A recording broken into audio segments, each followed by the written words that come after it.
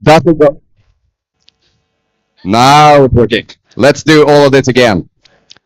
Ladies and gentlemen, the Honorable Dato Amar Professor Dr. Sim Kui Hian, Deputy Premier of Sarawak and Minister for Public Health, Housing and Local Government. His Excellency, Dr. Joakim Bergström, Ambassador of Sweden to Malaysia.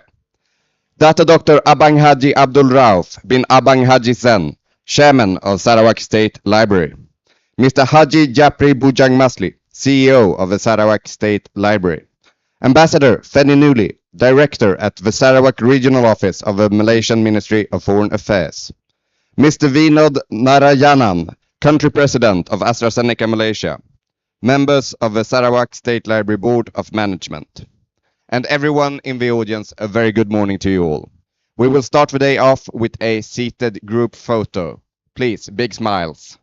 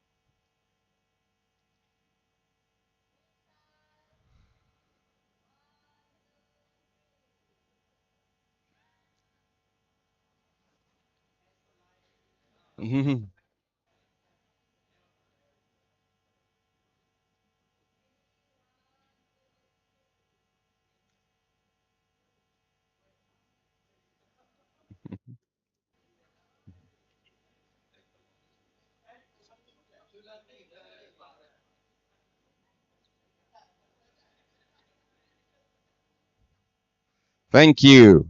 Now, please stand for the national anthem of Malaysia, the Negaraku, and the state anthem of Sarawak, Ibu Pertiwiku.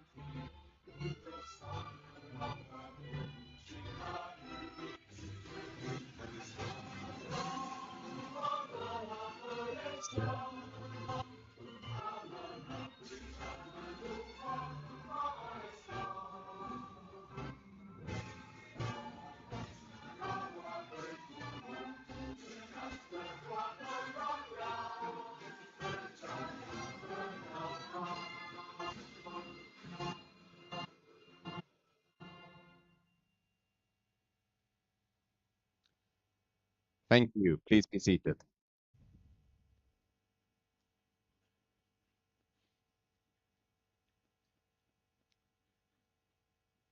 My name is Albert Bergman. I'm an officer with the Embassy of Sweden, and I will be guiding you throughout the day. We have an exciting program for you, starting very soon with speeches, after which we will inaugurate the Jom Kita Bincang exhibition, witness the launch of AstraZeneca and the Malaysian Rare Disorders Society's new children's book, listen to many interesting perspectives in a panel discussion on children's rights and literature, and then hear from our special guests from Sweden how the Ombudsman for Children and Swedish literacy promotion works.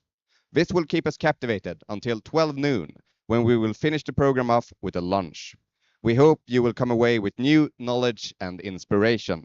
So without further ado, please give a warm round of applause for the CEO of the Sarawak State Library, Mr. Haji Japri Bujangmasli.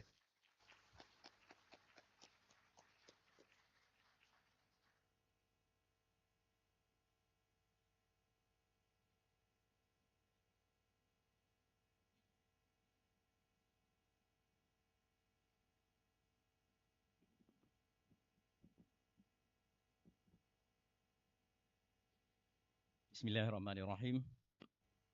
Assalamualaikum warahmatullahi wabarakatuh. Selamat pagi. Salam Sarawak Maju Makmur. Salam Sarawak ku sayang.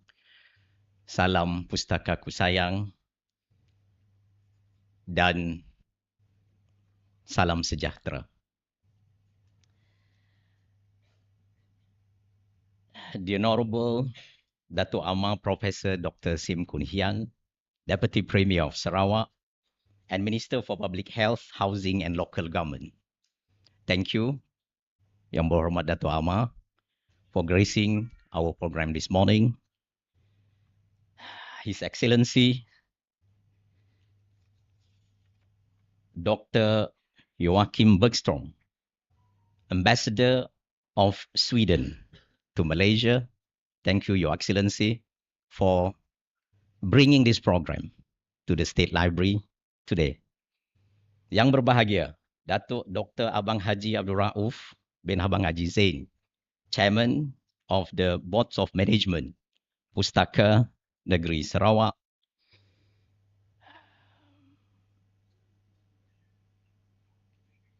Her Excellency Ambassador Fanny Nuli, Director at the Sarawak Regional Office of the Malaysian Ministry of Foreign Affairs. Yang berusaha, Mr. Vinod Narayanan, Country Director of AstraZeneca, distinguished guests, ladies and gentlemen. It is my great pleasure to welcome all of you to Pustaka Negeri Sarawak on this beautiful morning and this auspicious occasion.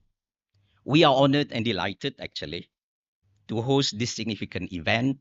Jom kita bincang. Let's talk about it.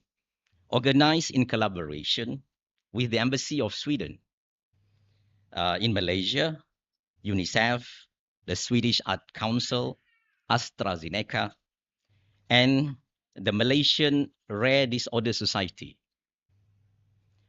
Today we come together to explore critical themes of sustainability, health, rights, and social issues through the powerful medium of children's literature. And the State Library is very much into promoting books, literature, and lifelong learning. First and foremost, I would like to extend our heartfelt gratitude to Yang Berhormat Datuk Amar Professor Dr. Sim Kui Hian, Deputy Premier and Minister for Public Health, Housing and Local Government, for making time to grace us this morning with his presence. Your unwavering support for today's event, and in fact to all events for the development of the state, is truly commendable, and we are honored to have you with us, Yang Berhormat Datuk Amar. To His Excellency Dr. Joachim Bergstrom, the Ambassador of Sweden to Malaysia, we are deeply appreciative of your presence here today. Your participation underscores the importance of international collaboration in addressing sustainability, health, rights, and social issues. And we look forward to your insights and contributions. So, I would like to also extend a special welcome to our distinguished guests, esteemed speakers, educators, parents, and all participants who have joined us today. Your presence reflects your commitment to developing our children's understanding of the world around them.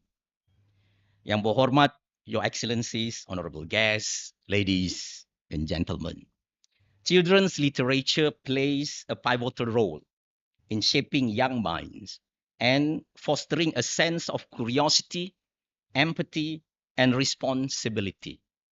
Through stories, we can impart essential values and knowledge about sustainability, health, and social issues, preparing our young generation to face future challenges with awareness and resilience.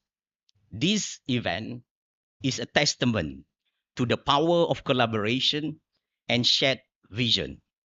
By working together, we can create meaningful and impactful experiences for our children, helping them to grow into informed and responsible global citizens.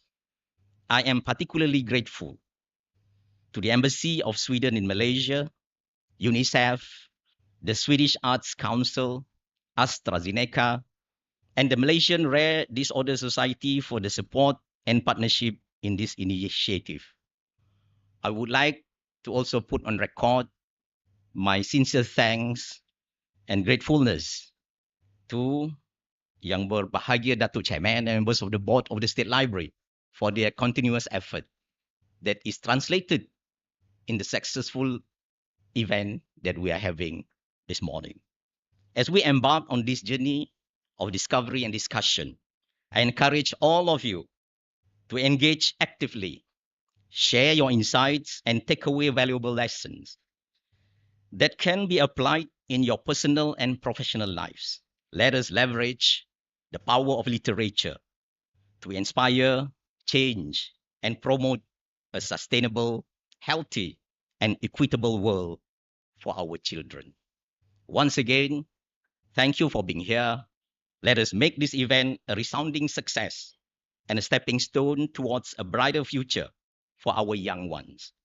Thank you, and may peace and blessing be upon you all. Assalamualaikum warahmatullahi wabarakatuh.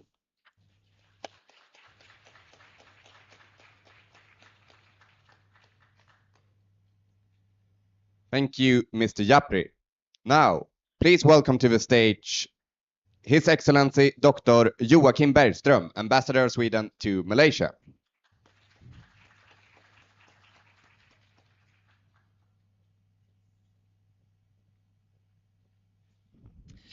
Today is a working day, so I have a proper speech. I will actually do my job. But before I get to do my job, let me say from the bottom of my heart and from the bottom of my soul, thank you for stepping out and joining us today and to stand together with us in unity for children's rights and children's rights for education. Before I get to my speech, let me just go through very quickly ad-libbing very short points. But number one, we join today in the spirit of SDG number 17, and for us being together in partnership and to do a collaboration like this is immensely important. Two, the approach here underlines the holistic take and the holistic approach that we need to take to rights, from everything going through planetary health to human rights, to literacy, and to care for democracy. And I think it's important at the outset to stress also that we don't think that there is any north, south, east, west when it comes to universal values. We stand for the universal values in their universality. There is no geography when it comes to the right for a person, an individual, a child to live in freedom, dignity, safety, and have the right to a proper education. And number four, I think today we also all join in the spirit of nurturing democracy and the strong links between the libraries and the educational system and democracy. If we cannot read, there will be no democracy. And lastly, this is again in SDG 17 partnership. I want to also make a huge acknowledgement to my team. Luva and Albert are here today.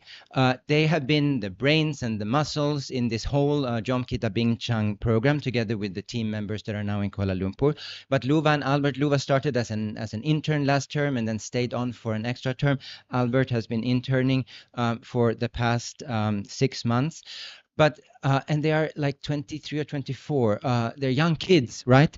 But they have been Really, I cannot thank them enough for all the things that I have learned working with them and for their energy. Of course, it's a larger team back in Kuala Lumpur now. Robert, Lukman, Jen, Cindy, Lilibet, Nathan, many who have been supportive of this program. It wouldn't be Malaysia, however, if I didn't go through the formalities. So let me begin anew and say the Honorable Datuk Amar Professor Dr. Sim Kui Hian, Deputy Premier of Sarawak and Minister for Public Health, Housing and Local Government. Datuk Dr. Abang Haji Abdul Rauf bin Abang Haji Zen, the Chairman of the Sarawak State Library. Mr. Haji Japri Bujang Masli, CEO of the Sarawak State Library, Ambassador Feni Nuli, Director at the Sarawak Regional Office of the Malaysian Ministry of Foreign Affairs, Mr. Winud Narayanan, the Country Director of AstraZeneca, a strong partner in this program, members of the Sarawak State Library Board and Management, and to everyone today, a very good morning and thank you again for being with us at Jom Kita Bincang. So the question, can children's literature move the conversation on sustainability, health, rights, and social issues? The answer is for sure. The stories that we read as children shape and inspire us, and if we all grow up with stories valuing respect for one another and for nature, the socially and environmental sustainable policies and behaviors of the societies we live and build and advance, that will naturally follow. This has been the guiding light for the project Jom Kita Bincang, or Let's Talk About It in English, which started out with a great fanfare at the Rajatun Uda Library in Selangor in February this year and has taken us through Malaysia, from Selangor to Kuala Lumpur, then onwards to Penang, and now here in Kuching. It's very important to us to work with all of Malaysia. And the questions covered by Jom Kita Bincang, the issues of planetary health and sustainability, human rights, children's rights, health issues, and the social dimensions of how we live together as humans. These are important in Kuala Lumpur and everywhere else in Malaysia and throughout the world. So why children's literature? Well, as is often pointed out, children are the future, and in Sweden we have a long history of socially and environmentally conscious children's books that have shaped and participated in really the creation of the society we live in today. When I grew up, Sweden was still a very conformist society, but the books we read were different. Emil i Lönneberga and Lotta på Bråkmatargatan celebrated spirited individuality and creativity. Alfons Åberg, raised by a single father. The Moomins deeply valued freedom and diversity. All of these names are ubiquitous for my generation, and the society we have made since then is reflective of the values that these books transmitted. From creativity, individuality, and diversity follows innovation, strong civil rights, and tolerance. In the Swedish Little Library exhibition here at the Sarawak State Library, you can explore some of the cutting-edge Swedish children's books touching on subjects such as sustainability, the authority of grown-ups, and bullying. Be sure to check them out. We have titles in English, in Mandarin, and 3 books that we will show you in a second have been translated from Swedish into Bahasa Malaysia for this project. Making reading and literature accessible is very important, especially today when reading is in decline, especially among young people. This is an issue for our democracies, which indeed rests on everyone, the entire citizen body, being able to understand, follow, contribute to the democratic governing of our countries. If we can inspire just a little bit of reading, the results go a long way. For instance, just 15 minutes of daily reading in schools have been shown to increase comprehension significantly, as well as the test results in most subjects. So against this backdrop and the world facing so many challenges, such as the threat posed by climate change that will require us to fundamentally shift our mindsets, working with children's reading and children's literature is more important today than it has ever been. So please allow me to extend my deep gratitude to all our partners for this event, coming together in the spirit of Bincang. And Bincang was really led us not coming here to teach anything, coming here to learn together with you in the spirit of Bincang and to discuss children's literature and the strengthening and potential. Thank you, Deputy Premier Datuk Amar Professor Dr. Sim Kui Hyun, the Sarawak State Library, to AstraZeneca for your inspiring initiative in the area together with MRDS, and all of our distinguished panelists and experts. Two of them have come a long way from Sweden, and we'll introduce them properly in a second. Together, we can move towards a better, more sustainable, literate, and healthy and democratic future. What we read while growing up sticks with us, and when reading bedtime stories to our kids later, we're forced to reflect on the messages, and the messages are worth meditating on. Do I always treat others with the respect that they are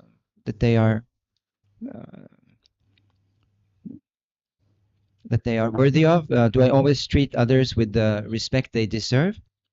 Do I take care of the nature?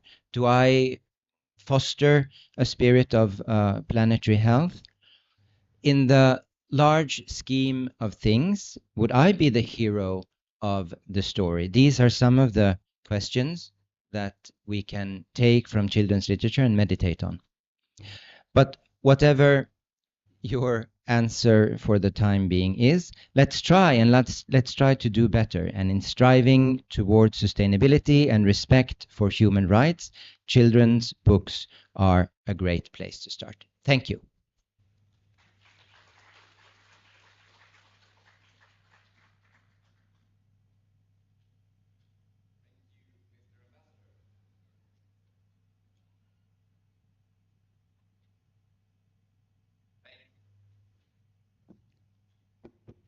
Thank you, Mr. Ambassador.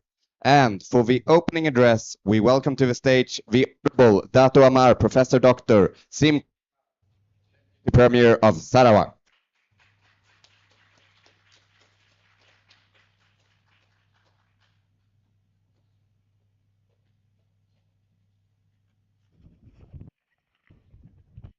We are different heights.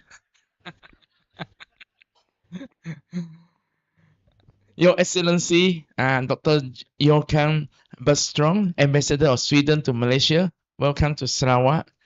Yang berbahagia Datuk Dr. Abang Haji Abdul Rauf bin Abang Haji Jain, Chairman of Pustaka Negeri Sarawak.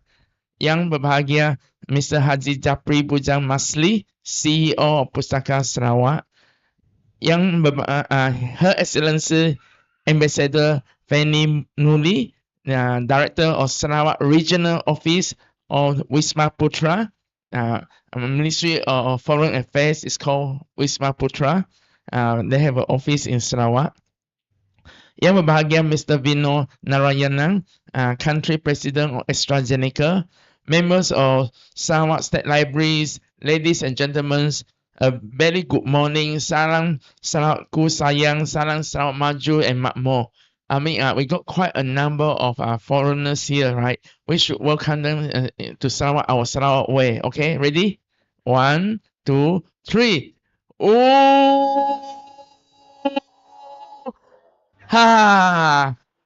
So next time, if you hear anyone ooh-ha, you know they are Sarawaking around. There's an observation studies, yeah? So if anyone ooh and no one ha, right? No Sarawaking around. Even fake Sarawakian not around. Our friends of Sarawakian will know what we to do.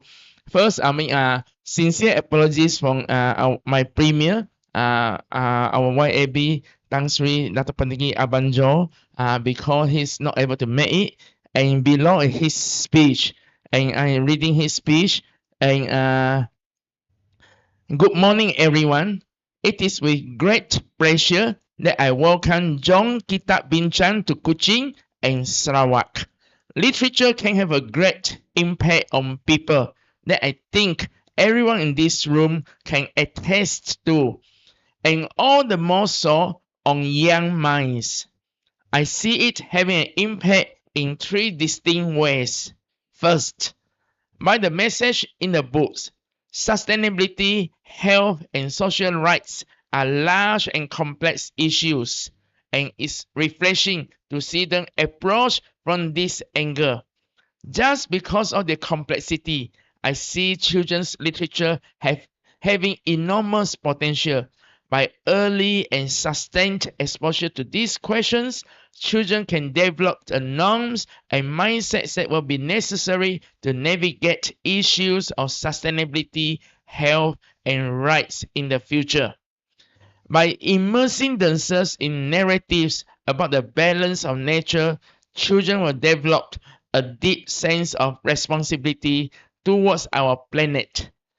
And by reading stories featuring diverse characters of different cultures, backgrounds, and perspectives, children develop the empathy, compassion, and understanding upon which our democracy relies.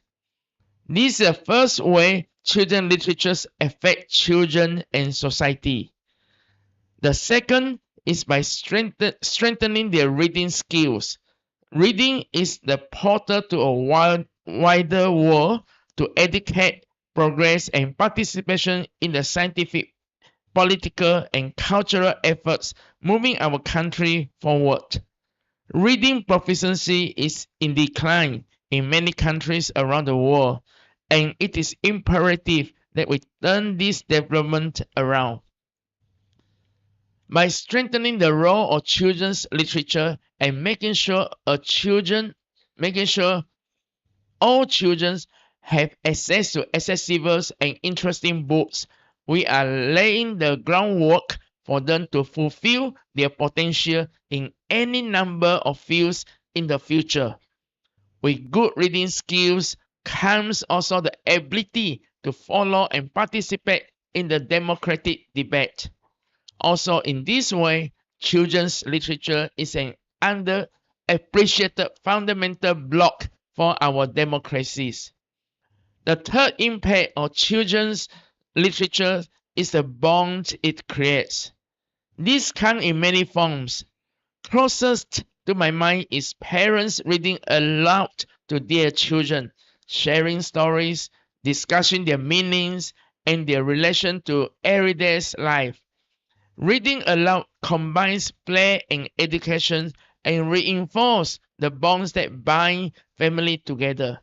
But reading, for children especially, can also create other bonds, either between the peers or reading can be a bridge between children and their teachers or school librarians, allowing children to access a higher intellectual plane in their own tempo. As you hear, I believe the impact of children's literature, which is why I commend the Swedish Embassy for organizing this John Kitab Bincang initiative. And thank you to Ambassador Bergström for engaging with all of Malaysia and taking this engagement to Kuching. I also look forward to hearing the insight from our panelists and experts on the topics as well. And as Minister for Public Health for the launch of a book teaching children about rare health conditions. Exchanging ideas and working together is always important. Together, we can make sure that every page turned in a children's book moves us towards a brighter and more sustainable, healthy, and more democratic future. That was my previous speech. I just want to add on a small part. John Kitab Bincang, let's talk about it, has this sustainability, health, and social issues. And even in the jungle of Borneo. We really appreciate it.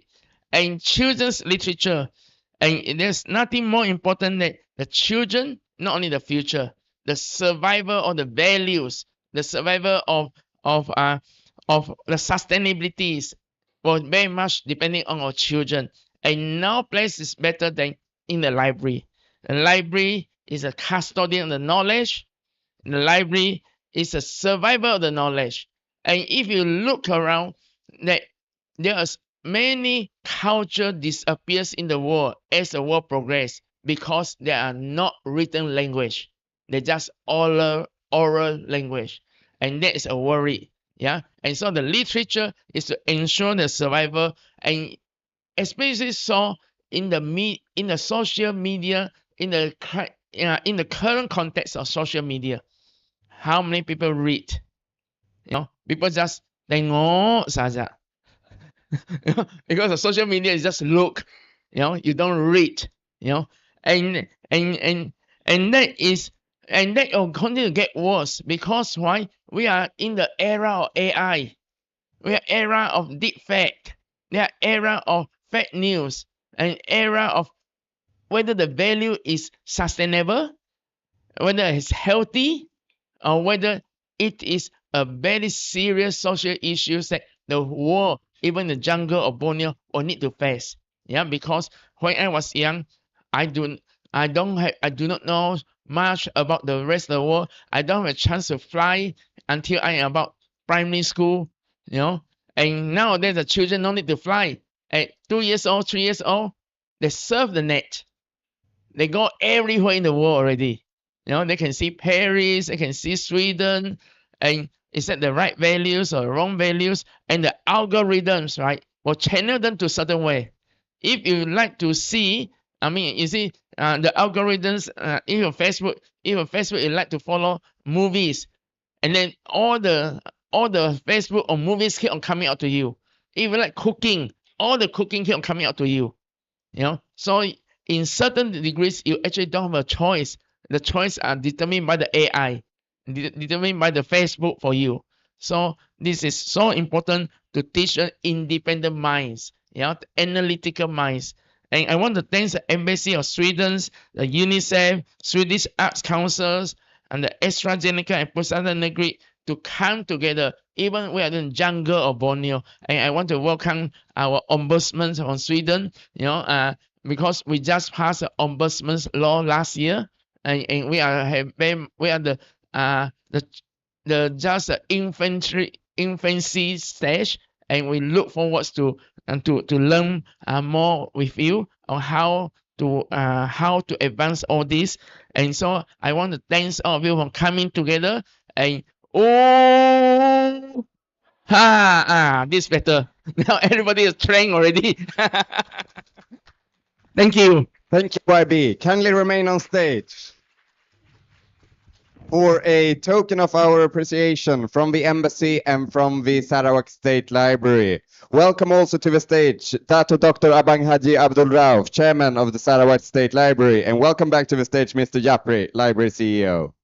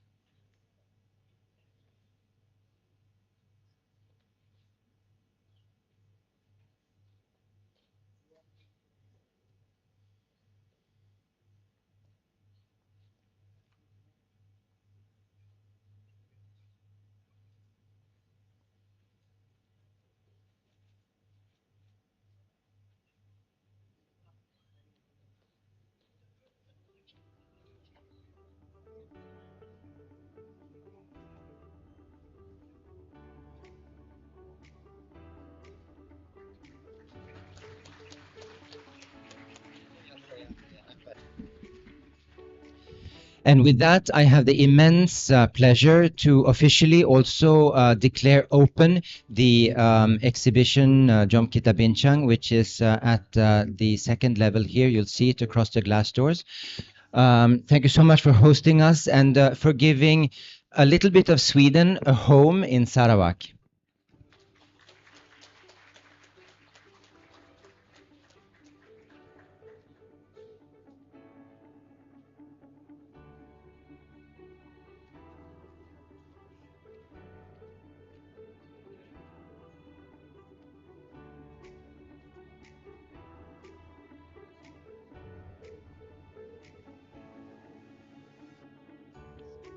In conjunction with Jom Kita Bincang Kuching, AstraZeneca and the Malaysian Rare Disorder Society, MRDS, have collaborated on a children's book called Sarah Shares Her Stripes, or Sarah Berkongsi Belanya in Malay, to offer a narrative to help families discuss rare diseases with young children in an age-appropriate manner.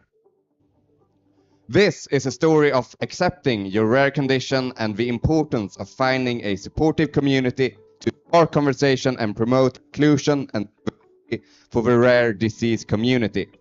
We now welcome to the stage Mr. Narayanan, Country President of AstraZeneca Malaysia, and Ms. Nadia Hanim, President of MRDS, for the launch of Sarah Shares the Stripes and the exchange of a Memorandum of Understanding.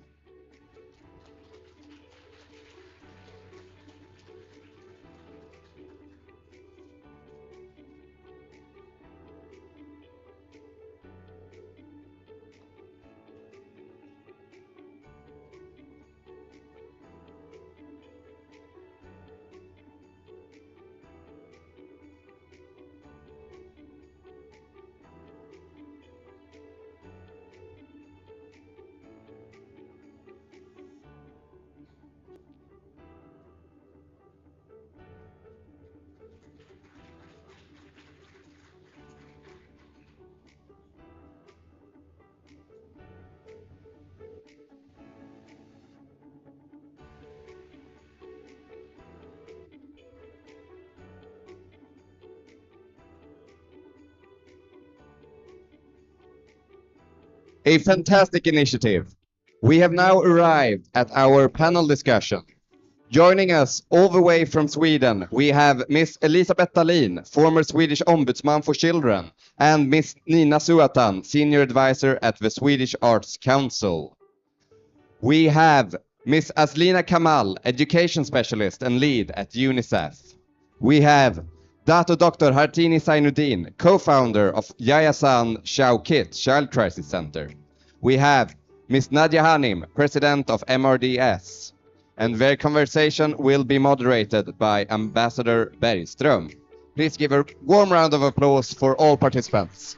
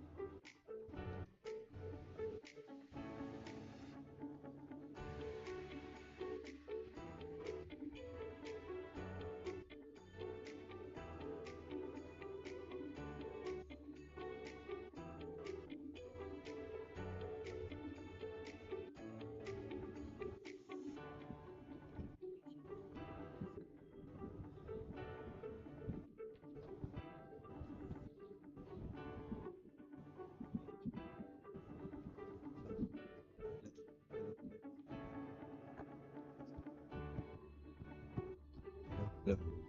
Hello.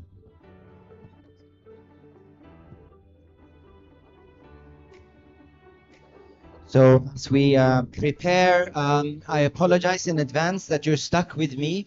You've heard me enough already, but I'm here for gender balance. I welcome my team. It's very nice. Come. It's very nice to be in a world where the ladies are in authority. Come, join us. There's no specific order, so please. Yes, you can sit wherever you want. We organized a panel last year on Innovation Day, and it ended up being a so-called manel, but only male. And we had a lot of Malaysians boycotting us, which I think was a good thing because it was our mistake to do all male panel. But today we have an all female panel. I'm here again for gender equality. Albert, are you introduced everyone? We can just go. I will then begin with my Swedish participant, Elisabeth Dahlin, who was the Ombudsman for Children's Rights, and we had a very good conversation on Tuesday with the Integrity and Ombudsman Office here in Malaysia, and we're happy to share expertise and knowledge and experiences from Sweden. But Elisabeth, in your extensive experience advocating and working for children's rights, what specific cultural or contextual challenges have you encountered, and how have you addressed them effectively? Are there lessons from your work around the world in dialogue with different stakeholders, etc.? Thank you very much, Ambassador. And I think it's a very relevant question because something I have met, and I've been working in several continents. I've spent over 8 years in Southeast Asia. I was working a lot in Japan on child rights, in Brazil, etc., etc. And I think some of these, or the values are basically shared. We all want the best for our children. We want the children to thrive. We want to raise children in the best way possible. And I would say sometimes culture differences are used as an argument not to challenge ourselves as parents. And I think that is so important because I think the arguments that I've heard in many other parts of the world are exactly the same as we've heard in Sweden. I was raised at a time when children were to be seen, not to be heard. Adults would sit at the main table, kids in the kitchen. Things changed. Another example is when Sweden in 1979 was the first country in the world to abolish corporal punishment in the home. Now, this was in a time when the majority of the Swedish population was in favor of spanking the kids.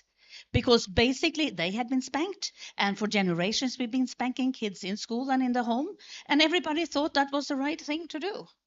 But thanks to, and here I would really underline important actors, a lot of the Women's League of Politicians in Parliament, faith-based organizations, and the civil society pushed this. So in spite of the majority of the 80% of the population believed in spanking the kids, but the parliament ruled to forbid it. And we changed the way of how we looked on kids. And I think it was very much of their possibility of raising kids in another way. And research has shown that kids who are victims of violence have worse school results. Children don't thrive in the same way. We were laughed at that time. Believe me, our neighboring country, Finland, Denmark, Norway, they were laughing and said, how are you going to bring up a child without spanking? Well, today it's 86 other countries have done that. But the argumentation, the values that people try to say that it's culture, I don't think it's culture. It's rather traditional. And I think we all have to challenge ourselves. So I would say we share values, and the Convention on the Right of the Child is so clear on the rights of the individual child and the right of being protected for violence. And we all share the basis of the conventions. I would say we have shared values, not different values, but we need to challenge our own beliefs. Thank you. Let me stay on this side. And you mentioned the importance of working together, the state actors together with the education sector, but also with civil society. So let me turn to you, Hartini. You work with the Yayasan Chowkit Child Crisis Center, and you've been instrumental in providing vital support and protection to disenfranchised and marginalized children in Kuala Lumpur. Can you share a little bit about this work and what you see as the most pressing issues and how you feel as civil society and as an activist the need to change the discourse for the protection of children? Sure. I'd love to do that. But first, I have to share with you what's in my head right now. And the framework is once upon a time, there were 5 women and a man sitting on a stage, waiting to discuss and trying to put children at the center of everything through storytelling. And then the ending is then they lived happily ever after, next chapter. So I think it's very fitting that we have this conversation and that we bring children back to the center, and when we talk about common values and what brings everybody together to ensure that we protect and uphold the rights of children. Marginalized children are who I work with. So if we're looking at some of the issues that we hold dear in Yayasan Chowkit, it's really about that, protecting and upholding the rights of marginalized children who do not have access to basic needs, whether it's food security or access to equitable education or access to equitable health, or protection, or food security. There are so many issues that we're working on, and what we do is we do it on 3 levels. One is the advocacy part, where we do the policies and we engage with the government and all the different stakeholders in trying to come up with policy reforms, etc. One is engaging with other stakeholders to see who can partner with us and how we can work in different ways, whether it's through funding, but it's not about funding, it's about resources, whether we do capacity building or we do training, etc. and stuff.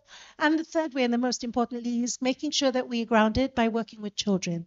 There is nothing more important for me as an activist and for us as an organization and for all of us as a society to listen and ensure that children participate, children listen, children are involved, and we know what is best to be discussed with them, not what's best we think is right for children, but that we always ask children and we seek consultation, that we ask them what they want. And it's very important. It isn't about Western traditions or Eastern traditions, as was brought up. It's the fact is what do children want? And that I think is the most important thing, which is why it's very important, I think, to make sure you turun padang lah dengan kerja dengan kanak-kanak sikit. We have to work with kids. We have to ask them what they want. So that's what we do in the Yayasan Chowkit, or try to as much as possible. Thank you. I'll return to both of you for more questions, but I'll include now moving forward Nadia Hanim with the Malaysia Rare Disorders Society. We've been speaking about the need to take a holistic approach. And you work obviously within children's rights with the right to health and the right to protection in a kind of very physical sense of the term. Can you share some thoughts on the impact of this new book, Zara Shares Her Stripes, and your partnership with AstraZeneca, and how initiatives like this one can help foster knowledge, awareness, empathy? Thank you, Your Excellency. Assalamualaikum. Maybe to start with, allow me to give a short introduction about what rare diseases are, because I do believe that not everyone here has heard of what's a rare disease. In Malaysia, we call it penyakit jarang jumpa, and it's called penyakit jarang jumpa sebab kita jarang-jarang jumpa dalam sesebuah populasi. We don't meet people with complex medical needs that are rare very often, and so it's called rare disease. Different countries have different definitions. Malaysia follows the World Health Organization definition of 1 birth in 4,000, but there are over 7,000 rare disorders and diseases in the world. Most are lifelong, 70% and above are genetic, but only 5% out of those 7,000 conditions actually have a cure and have some form of medical intervention. So the majority of people living with rare disease can be a baby, it can be a teenager, it can be an adult, it can be a wargamas. It's generally lifelong, it can be life limiting, and very often it is also regressive, right? So that's just to give you what it is. Then when we talk about what is it that we aspire, especially when we're talking about the impact. I can't say the impact that we've created, but the impact that we hope to create from the Zara Shares Her Stripes and this participation with Jom Kita Bincang. If Dr. Tini was talking about the analogy of once upon a time, so I'll continue your story. You know that game where you continue the story? So, once upon a time, you were blessed with a new family member, or you suddenly, after many years of trying to figure out what was different about you, you are suddenly told that you have a condition that you've never heard of before.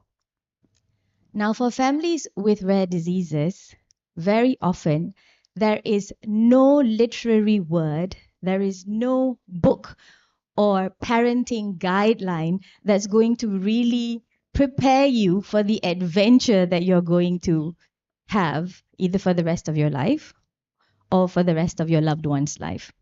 So you, most of the time, and this morning we were talking about it, can throw away your parenting book on what to expect when you're expecting, what to expect in the first 12 years of your baby's life, especially if you've got someone with a complex medical condition that you don't even know what it is. So everything that says, by the age of 6 months, your kid's going to do this. By the age of 1 year, your kid's going to do this. If you're lucky, some individuals with rare diseases will follow milestones, but many don't, right? And so very often it starts with a story of confusion, a story of despair, a story of lost hope, a story of broken families, a story of anger. It sounds like you're going into this deep dark forest trying to find a dragon, to try and find a unicorn, to try and find a warrior inside you to find the answer to your own adventure. So very often it's not a straight and narrow path. But our intended impact with the collaboration that we have with AstraZeneca, and thank you so much, Your Excellency, for your support in Jom Kita Bincang, is to change that, to have opportunities for our children, not only the children, in fact, even for parents, to have social stories and ways to explain, darling, this is your story. This is a story about you. This is what makes you different, but this is also what makes you special. So Zara, it's not only about the story of a zebra with a rare condition, it is also a reflection of ourselves and how we learn to accept our differences.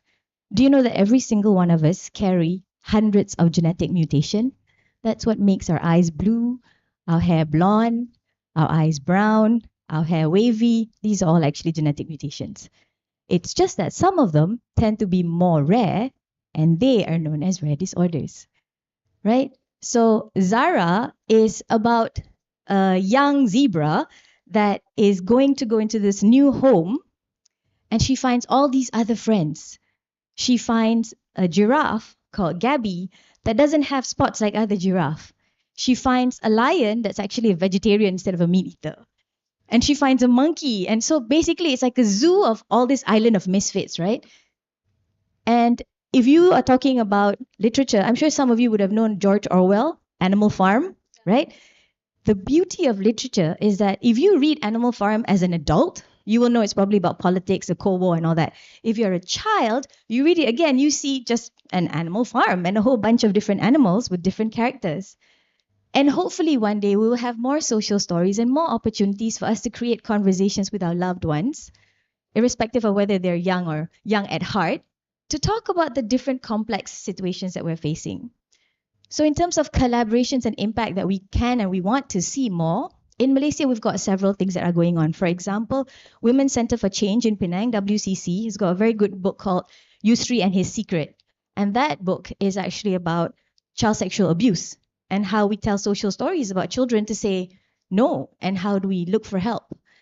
And then we've also got the Phelan-McDermott Syndrome Foundation and their book about heroes. So the protagonist of this story is a rare disease child with Phelan-McDermott Syndrome who's a superhero. If you watch Hollywood films, you'd know that Samuel L. Jackson, who's the villain, unfortunately, in this story, Mr. Glass, is actually a depiction of someone with osteogenesis imperfecta, which is actually a rare disease. And Malaysian Rare Disorder Society, prior to Zara, also has a book called Rare Journeys of Love. And I would highly recommend you to get a copy of that. It's actually real life stories of different individuals and loved ones with rare diseases. And we've used it in schools. We've used it to, explain different things. So where do we want to go? At the end, normalize conversations on different is not necessarily bad. Different can be good. We want to open people's mind to seeing that there's so many different versions of us. And if we are going to be teaching compassion and kindness, I'd take a leaf from Professor's speech earlier. May the future have more pages of books and more words of love and kindness instead of hatred and animosity. May we see more spaces for our children and all of us to be able to live in a space that's safer, a space that is more accepting, a space that is more cohesive, and a place certainly that's more empathic and one that's kind. So this evening we've got a little workshop with children on Zara the Zebra. So if you've got your kids here, do come and join us. Thank you. Thank you, and thank you for a plea to more literature that covers these issues. And let's turn then to how to get them out to a wider audience. And let me turn to you, Nina, from the Swedish Arts Council. As a senior advisor with the Arts Council, you work and focus on promoting early literacy and language development through the Book Start initiative. Can you tell us a little bit about this work and the key strategies that is employed within this project to ensure equitable access to libraries and literacy resources, and the role that this plays in the support for children? Thank you. I'll try to do that. And I will also come back to that during my presentation later today. But maybe I just start with saying a few words about Bookstart. I mean, Bookstart is our Swedish name for our Swedish Bookstart initiative. I mean, it's almost the same, it's just one O missing. And Bookstart is initially an initiative from the UK, from the Book Trust, from the beginning of the 90s. And it's about developing language development for the really young kids. It's from 0 to 3 years old. And you find Bookstart initiatives in many countries, in all the continents. And for the key strategies for our Swedish Bookstart initiatives, I would say the goal is to empower parents, to make them aware of their own role for the language development of their own children. So raise awareness and also knowledge about language development, and also to give them tools.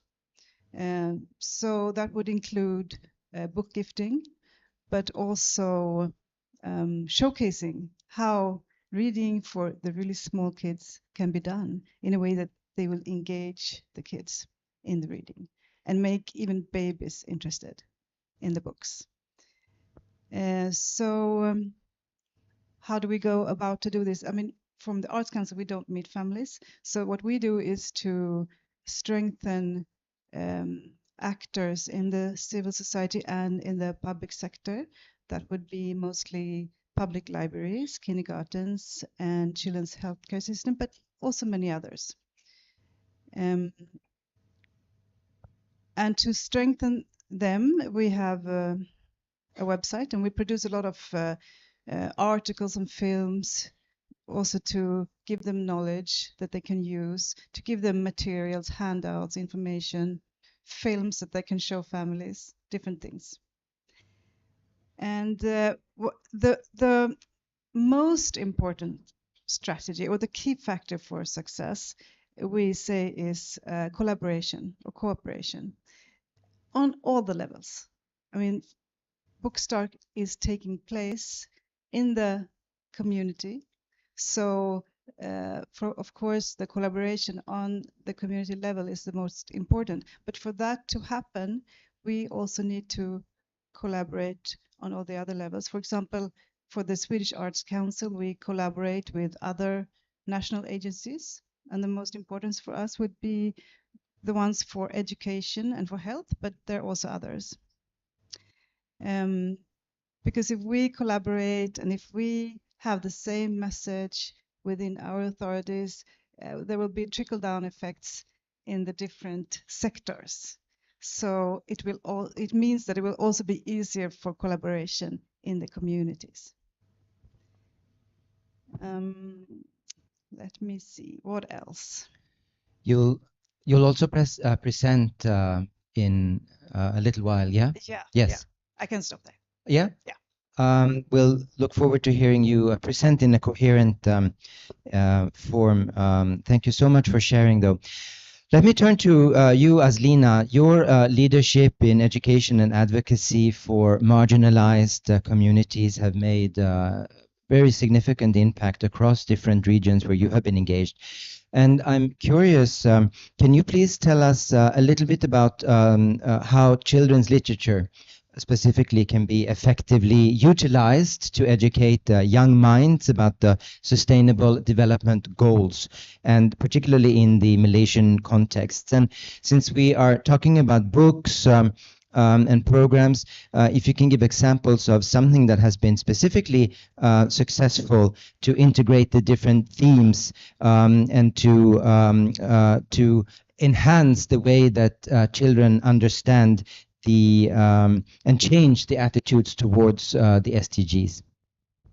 Good morning, everyone. So thank you so much. Such a pleasure to be with all of you today. And thank you so much to the Ambassador and Embassy for the invitation.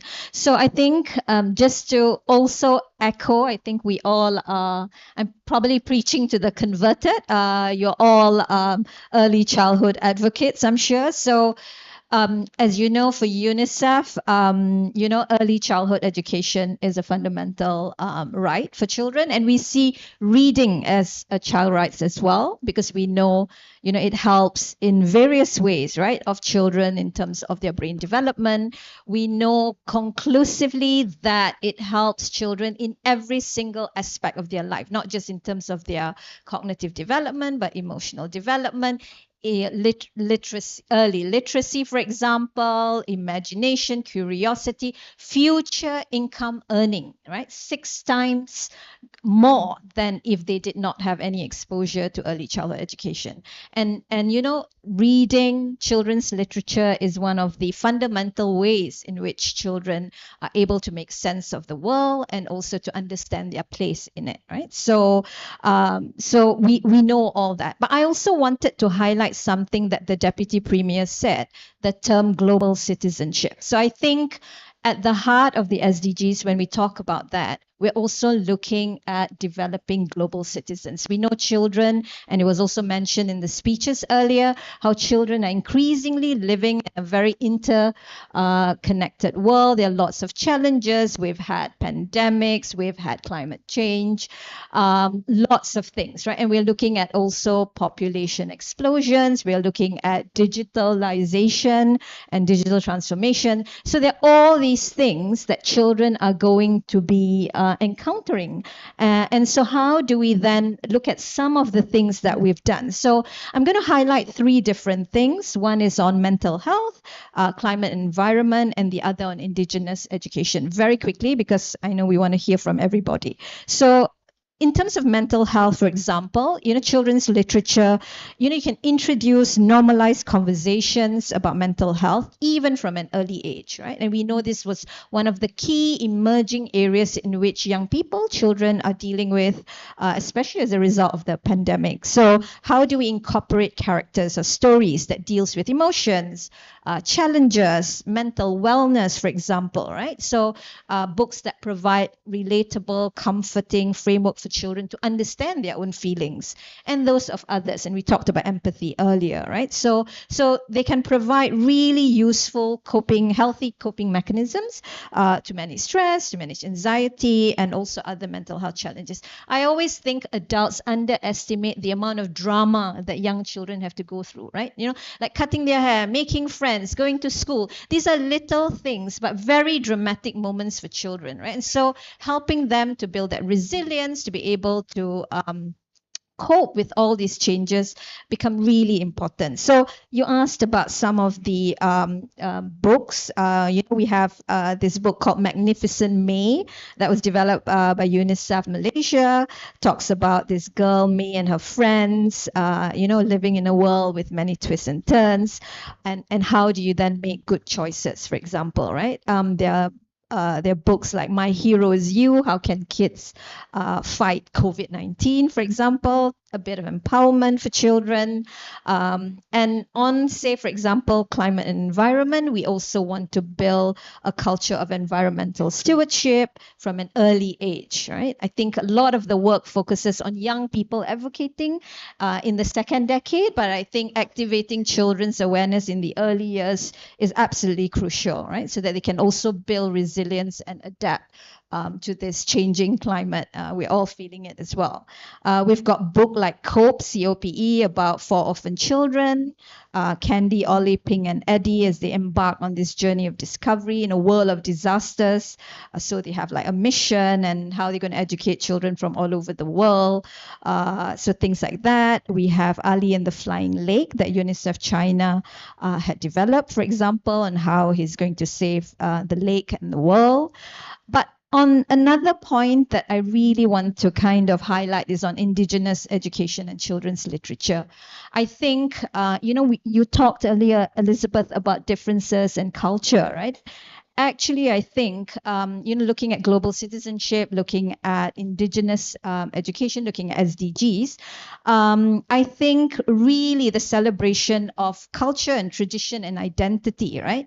And how we seek to introduce young readers to this world of Indigenous people, right? Through the voices of Indigenous authors, Indigenous illustrators. It not only validates the experiences of Indigenous children and help them see their own lives and cultural heritage reflected in the stories they read, right? But also fostering a sense of pride and belonging. And also it serves as bridges for those of us to also then understand, to connect with Indigenous knowledge, promoting understanding and breaking down stereotypes. So I think these are all really important resources. And I wanted to highlight these 3 aspects or themes related to the SDG. Thank you so much. Tini, there was something you said that really struck a chord with me, and that was to bring the children back into the conversation. And I actually remembered this old quote by the American philosopher and poet Bell Hooks, and I can't find, my 5G is not good enough for me to find the exact quote, so I will have to bear me with my paraphrasing. But she talks about, like mockingly talks about how we as diplomats or researchers or whatever take over. So she says something like, there is no need for you to speak. I will speak for you in a way, in a more eloquent way than you are able to. Tell me about your trauma and I will speak for you. And I think you're breaking that. You're really bringing the kids back into it. And I want to hear you talk a little bit about how you see literature as a tool to empower and to give the marginalized children and other groups a voice for them to speak, and not for us to speak about them and for them. Well, I think I think one of the most important things about storytelling in children's literature is the fact that it amplifies messages and resonates with many, many children because of the commonality and the relevancy and values, but it doesn't speak for the individual child. The child takes away what they want from reading the book through interpretation. Everybody has a different interpretation of what the book is. The values are the same, but the way they see it is different. I know a child who, when I read a book, actually opened the pages and stepped on it because she thought she could step in it. And that was, I think, a lot to do with the fact that, she was very enraptured with the story and she felt it very close to what was being said. But I know loads of children where I put a book in front of them and they're off running, right? And storytelling has to be oral because you have to speak to them and you have to sit them down and you have to cuddle them sometimes if they're very small. So there are lots of ways in which you sort of, engage with and get children interested and included in storytelling in itself, whether it's a group or by individuals. But I think what it does is it speaks to the child. It doesn't speak for the child. And they take away what they can and what they want from the book. And it's very different. And if I read Enid Blyton now, my Enid Blyton books and the Faraway Tree from years ago. And it's very different from when I read it when I was 3 or when I was 7, because I wanted to get up on that tree. Now I know better, right? I'm an adult. But then again, my favorite book is Peter Pan, and I still think I haven't grown up. And I never did when I was, 10 reading that book, and it's my favorite thing in the world, right? So I think a lot of it is how it speaks to you, not speaks for you. And then you use that story to talk about lessons learned, to talk about messages, right? And then the child then takes away that story and it passes down. Just really quickly, and this is personal, I have my father's copy of David Copperfield. It's not exactly a children's story literature book, but I have my father's copy of David Copperfield when I read for the first time at 12 years old. And the part that got me was the fact that it was, orphans and this whole thing and how they find themselves, etc., etc. And now, looking back more than half a century away, I realized that it shaped very much who I am as a person and why I resonate wanting to work with marginalized children and kids who have nobody else. Maybe because I read and I wanted to find a solution. Maybe because I thought I was Florence Nightingale. And maybe but the values about wanting to help or wanting to do good is something that definitely started way, way, way back. And it was because of literature, and it was because of reading, and it was because my father read. And we need to continue that tradition of reading. We've stopped. There's TikTok, there's everything else. I have a hard time with my kids, and my kids are all adopted. And by the way, her name is Zara. And all my kids are adopted. And I have Zara who loves to read, and I have Zaid who hates to read. And you can tell the difference between the two in terms of vocabulary, etc., and stuff, and the empathy, etc., and stuff. Not that I'm saying my son is terrible, but TikTok is not a good thing. But those are just personal examples, and there are loads of other examples as well. But one more important thing about continuing tradition and continuing values and amplifying truths to the child, for the child, is that it doesn't speak for every single child. It's different for every single child. Thank you. And hopefully by fostering readers, we also foster writers. I will now do a very short commercial break and talk very briefly about the books part of the program. So we did this exhibition up there. You have some Swedish books that attack and approach these issues that we wanted to elevate. This book here is a very poetic book about a little boy who goes to school and he has no friends, and the book the title is Everyone Walks Away. So he approaches this in a very poetic and creative way, and it's very poetically written as well. So when you read it in Bahasa, it might not make sense, but we want to claim that the translators have preserved the awkwardness from the original. He goes home and he boils, he collects his tears in a casserole and he boils his tears and make marmalade that he then treats to his friends. It doesn't make any sense in the literal sense, and some Malaysians contacted us saying, what do you mean making marmalade from tears? But in the imagination, everything is possible. And then this book here, so this is about bullying and so forth, and sparks conversations about these issues. And this book here is about a pit in in the schoolyard, and the kids that play, they have a wonderful playground, but of course if a playground is there, you don't want to use it. If there's a forbidden pit, you're immediately drawn to it. So the kids play in this pit, and then something happens, somebody hurts themselves a little bit, nothing dramatic, but then the adults say we need to cover this pit over, and a lot of different things happen. But we also in Sweden have taken on a lot of issues dealing with bodily integrity and really children's rights issues. This book it speaks about how to say no, which I think it's a very important concept. This talks about bodily integrity and about how do you deal in situations when maybe you are touched in a way that you don't feel is appropriate. And this book invites also a conversation about, is this okay with you? How can we relate to one another? This book talks about outdoor math and planetary health and going out in the wilderness and so forth. And this book is something that kids love, but it's a little weird. It talks about poo and about it's an important topic, and it's quite natural, but it's a bit drama and can be a little taboo. But anyway, these kind of approaches take away some of the drama from it.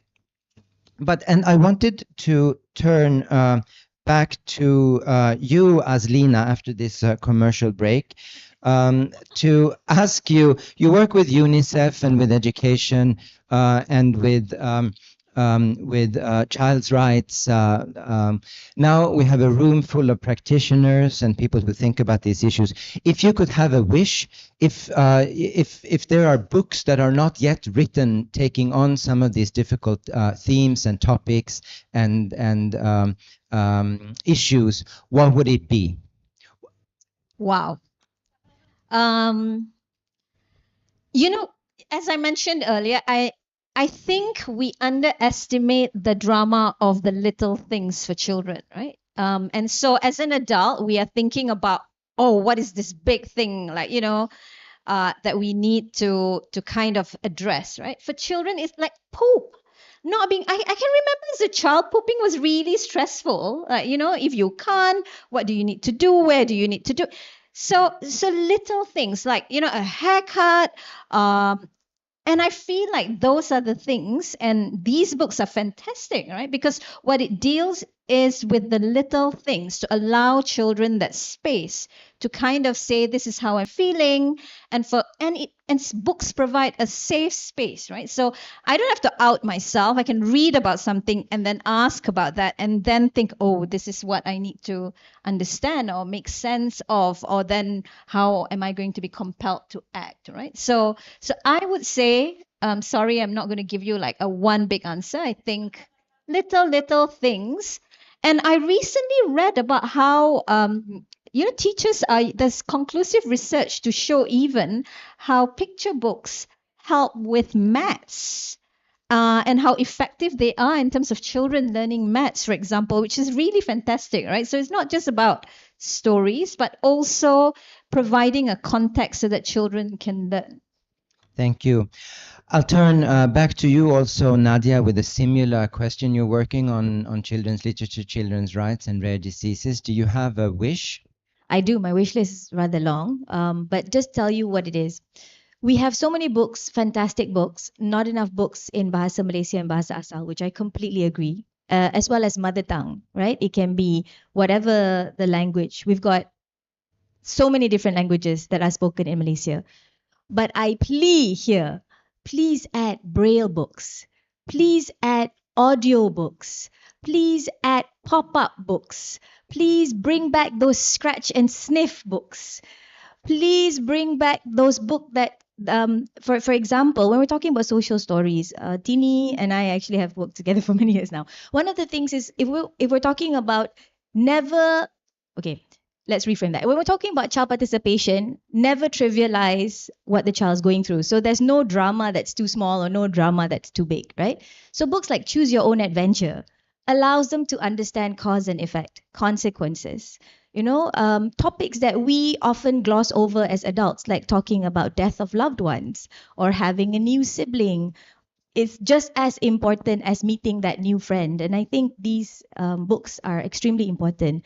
And for children who are deaf and hard of hearing, because in the rare disease space, you can be a person with disability and rare disease. So visual storytelling with sign language and videos allow children who otherwise always fall through the cracks, not even children, yeah, adults, who also fall through the cracks, to be able to participate in everything that you've just mentioned. So thank you. Thank you so much. We're nearing the end, and we'll have presentations from both Elizabeth and Nina. But before I let you all go, I will ask Elizabeth, in your work with children's rights as ombudsman for Swedish, or in the Swedish context, ombudsman for children's rights, how did you incorporate literature and libraries and education in raising awareness? Thank you very much. Yeah, I'd like to give just some brief examples on how that could be done, because it is important, as we all say. I mean, if children are going to have access to democracy, democracy is built from the bottom, and then you need to be able to read. But one thing is to reach out to the kids who we normally don't reach. So on the celebration a few years back on the convention, on the day of the Convention on the Right of the Child, we had a collaboration between civil society and McDonald's. So these little packs that you get in McDonald's? For a full year, they got actually it's the same author that wrote the Poop book, that she's very popular, who wrote about Hooray, the Convention on the Right of the Child. And they continue to give books to reach out to families who normally probably would not have books at home and wouldn't read. Another important thing is to be where kids are. A very recent initiative in Sweden, it's actually only 10 days old, is by the Prince Couples Foundation. And they wanted to have an app to encourage children to read. And they said, if we do an app, everybody does their own apps, and we have to be where the kids are. So they made an extension with Minecraft, by the way, is a Swedish company, that's called Wordcraft. And you can go to Digi Village. And this is aimed for kids between 8 and 10 that have cracked the code of reading, but to encourage children actually to read books through the internet. A third example, and I've been working a lot in Africa, where during the drought in Sudan and Ethiopia, when children couldn't go to school, but to keep up the reading, I worked for Save the Children that time, camel libraries, where librarians would go by camels to access children, to really, really encourage. And being brought up on a very small island in the Botnic Sea, I remember when they opened the children's library, merely a small room, but how that important that was. But what we see there in the archipelago are boat libraries and bus libraries. And I think that is so important, that we think about the kids who do not have the well-to-do parents who bring them to the libraries, but really make sure that children have access to books. Because if you can't read, you can't participate in society. And that's why the availability to lower the threshold for all kids is so important. Thank you. And Nina, before we end this panel, can you give us a wish, working as you do, trying to get literacy out in schools and in communities? Are there books that don't exist that you think would be useful tools? Maybe not that they don't exist, but we need much more of them. And I would like to echo what is already said, that books in certain languages, actually many languages, are lacking, and especially for the small kids. There would be books for all the kids, maybe a few of them, but very seldom for the really small ones. And in Sweden, for example, the national minority languages, there is a big lack of languages, and also for different disabilities. Thank you.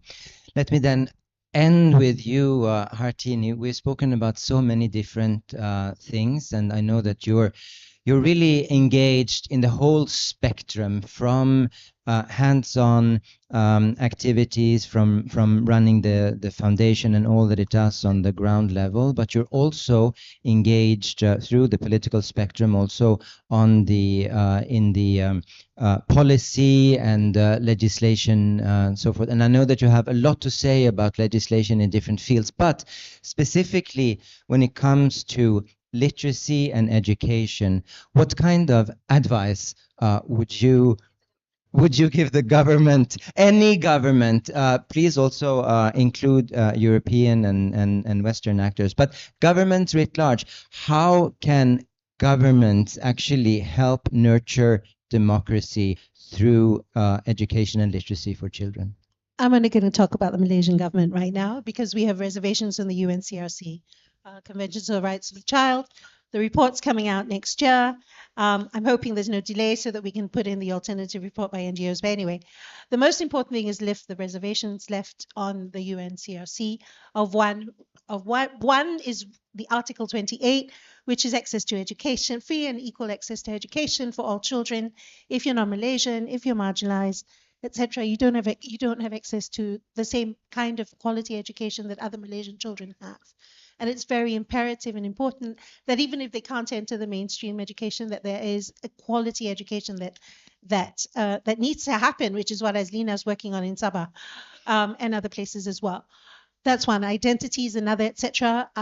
If you're in the Malaysian arena, if you're a Malaysian, most Malaysians would know about the proposed amendments to the federal constitution on statelessness. I am one of those who's working to push back on the amendments because it takes away rights of many, many children. But again, there are other there are other amendments that need to be, there are other reservations that need to be lifted under the UNCRC, whether it's the right to health, etc., and all that kind of stuff. But I think that's one of the most important things. And what I can tell the government is, and the government policies and politicians and policymakers is work more with us. I think we need to have more discussions. Jom kita bincang.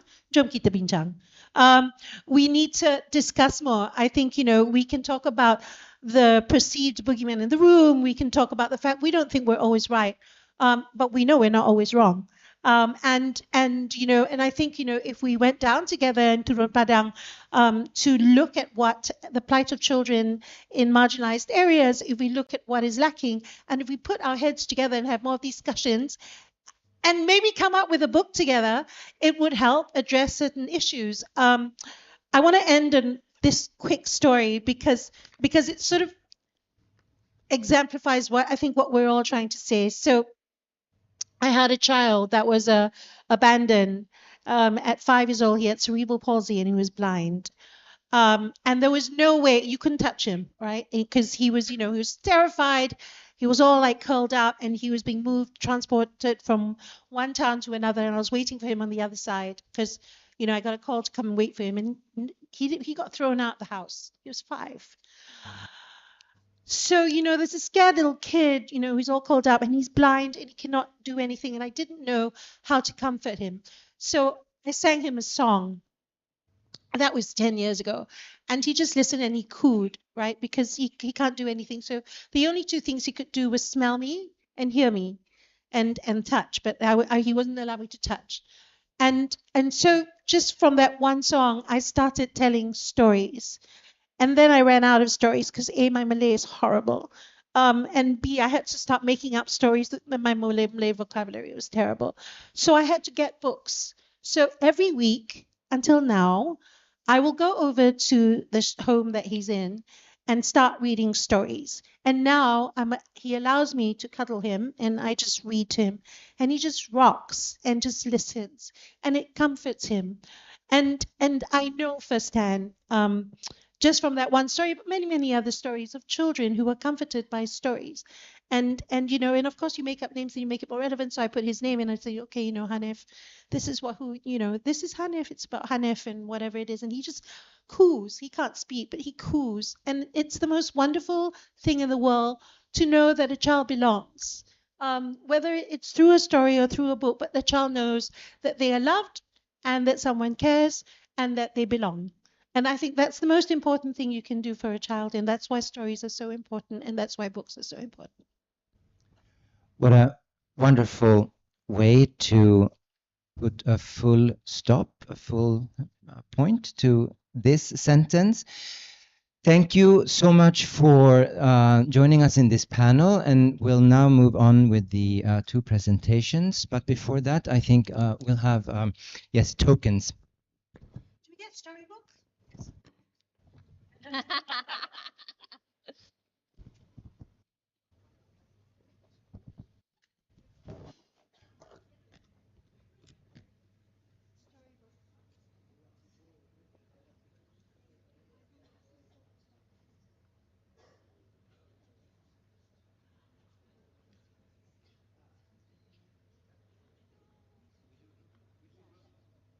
Yes, come forward, we'll do a group photo. Yep. Why don't you stand next to the ambassador? I'll show you the people too. This one.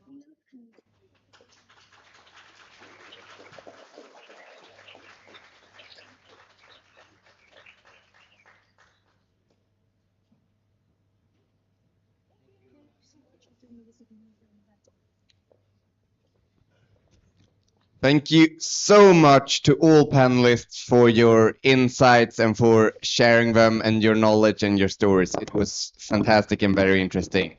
We now move on to the first presentation, which is by Miss Dahlin, who is not only the former Ombudsman for Children in Sweden, but she has also been Secretary General of Save the Children in Sweden and a Swedish ambassador.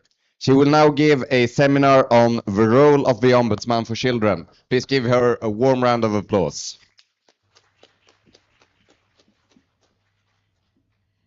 Thank you very much. And it's fantastic to listen to the engagement when it comes to the children's rights of literature. And I said that is, again, so important that we give children a chance to participate. I have just resigned as Ombudsman in Children because it's a tenure that you get for a certain period of time. So I'd like to share with you, not too long, because maybe you have questions about the role of the Child Ombudsman in Sweden, what we do and what we do not do. So we were formed in 1993. Sweden ratified the Convention of the Right of the Child in 1990. And then the Ombudsman's Office was created by the Ombudsman's Act to give the legal basis of the work of the Ombudsman.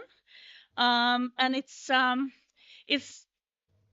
based on the Paris Principles of Independence. However, with the Paris Principles, the Ombudsman is supported to report directly to the Parliament. But our parliamentarians said, come on, we already have 4 direct reports. We cannot deal with another report. So that's why we are not fully in line with the Paris Principles. But the cabinet of the government appoints the Ombudsman. And in the Swedish system, if you're appointed as a Director General, you basically can't be fired. You can. I mean, if you do something criminal or something really bad, but it's also to ensure this independence that you should be able to pursue suit. So that's the status that we have. And so the Ombudsman decides on the size, I mean, there's a budget, but how the office should be organized, what kind of staff should be employed, and what kind of issues should be prioritized. So the government cannot tell the Ombudsman what to do. If the government wants to commission studies by the Ombudsman, that happens fairly often, the Ombudsman can say no or yes. But the government can never tell what results we're going to get. And believe me, in a number of cases, the government commissioned studies when it came to child rights. And I told them, sorry, you might not get the result that you expect. You're going to get the result that we find. And that has happened. And I think it's very, very important because of the integrity of the office. Now, for various reasons, I'll come back to that. We could see that it was a deep need to make the Convention of the Right of the Child national law because it was not being adhered to. Not by courts, nor by schools, nor by local authorities. So what the Ombudsman does is basically 5 things, and it is to represent the rights of children and young people in Sweden. And when they are not followed, to point that out to government and to be able to come with legal proposals, procedural proposals, or changes in ways that things are being done. And in the Swedish system, that means that before any legal proposal goes to Parliament, relevant bodies can give their views. And believe me, the Ombudsman does. And always to keep in mind the rights of the child when it comes to any kind of legal proposal. What we also have done a lot of research and studies on our own, on areas, and with a very clear focus on the most vulnerable children.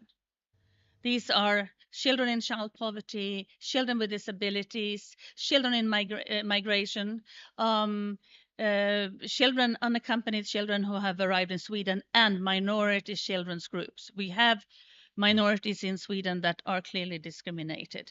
So one of the major studies in which I was in charge of was really to listen to children from our own ethnic minorities and how they looked on their rights. And none of those groups felt that they were fully part of the society, despite the legal framework. So this is so important to listen. How do the children themselves think about how their rights are respected? Now, this law is from 1993, so there's a very special part of it, where it says that the ombudsman is supposed to advocate and participate in the public debate. And I have done that. Sometimes I had to come back to my ministers and say, why did you push this so hard in public? And I said, I'm following the law. If you want us to keep quiet, well, find another law, but this is what we have to do. And we also work a lot on the international arena, which I think is very important because it's a shrinking space when it comes to child rights also in Europe. And it's been very important for us to work together with other European countries, but also with countries outside of Europe on child rights, because we see the same challenges despite where we are situated in the world. There are a number of things that the ombudsman cannot do, as I would say, yet. Sweden has not ratified the third additional protocol to the Convention of the Right of the Child. So we cannot go to the Child Rights Committee if the convention is not adhered to. But one limit is that the ombudsman cannot interfere in individual cases. And I think now, since the law has been there for the last 4 years, we can really see, without being able to pursue individual cases of principal account, not too small things, but really things like the child's right of education, for instance. If that is not tried in court, we cannot get higher speed in implementation of the right of the child. The ombudsman cannot inspect and supervise. And I think that's fine, because there are other authorities that do that well, and the ombudsman can work very closely with them. Cannot discipline other bodies. Again, there are other bodies that can do that, so I don't see that as a problem. What I see as a problem that is on the individual cases. Now, but there's one power that the Ombudsman's office has, and that's called special powers. So the Ombudsman can call any kind of Swedish authority to the office in case something, where there's suspicions that the Convention of the Right of the Child is not listened to. And I think that is, in our administration, I don't believe very much in name and shaming, but at times you have to do that. And during my tenure, we had one such case, where it was obvious that the municipality said, oh, well, the Convention of the Right of the Child, well, we don't have time for that right now. Which other law can you just ignore? And this was a very, very sad case involving three very young children. That was the only time so far that they've been called, but I think that special power is there. Many times just for the ombudsman calling a decision maker, actually make them think twice. But the special power is there. Now, as I said earlier, the convention became national law in 2020, and there really was reason for that. It was not clear if the parliament was going to take that decision. The court system, the whole legal system was dead against it, and they said, well, the convention was not really written to be considered a law, and it's very difficult. And then the other side said, hey, the UN Convention and European Convention on Human Rights are the same. Why is it not with the Convention of the Right of the Child? But I think it was very important that it became national law. What was interesting is, since the law had been effective only 2.5 months, WHO declared a pandemic, and it became a litmus paper to see how children were considered as rights bearers during the pandemic. So the UN Convention of the Child, I will not go too much into depth, but it's very much based on the rights of every child. It's Convention of the Right of the Child, not of children. It's the rights of the individual child. There are 54 articles, all equally important, I would say. And it was adopted in the United Nations in 1989, and I actually talked to the Swedish minister who was there. And it was interesting. She said everybody was sitting squeezed during a round table to try to, because nobody could have more than 60 centimeters. And it was very tense if they're going to adopt it or not. And it was adopted. And it has been ratified by all countries except one.